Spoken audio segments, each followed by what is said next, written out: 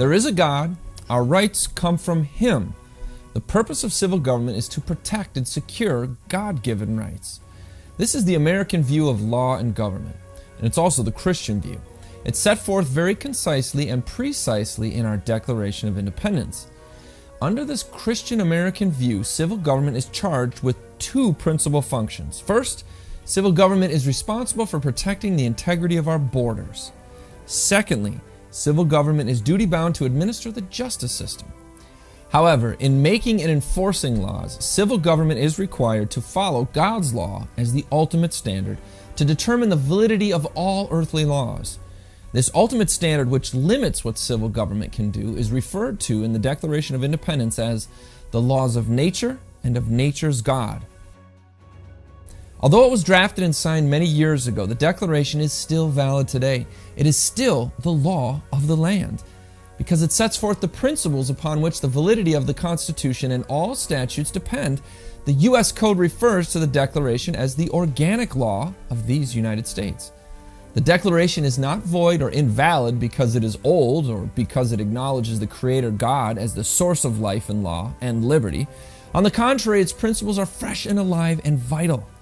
And both the knowledge of these principles and their vitality in the hearts of Americans are fundamental to the future of freedom.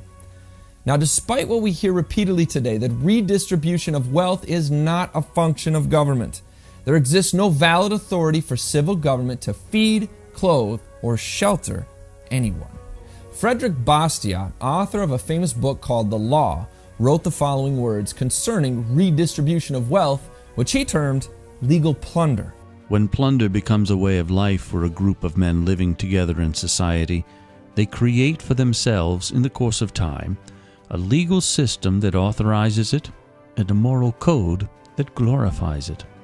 Legal plunder occurs when government officials who are charged with protecting our rights to property actually become the thieves who covet and convert our property to their own uses. In other words, they use the authority of the law to break the law.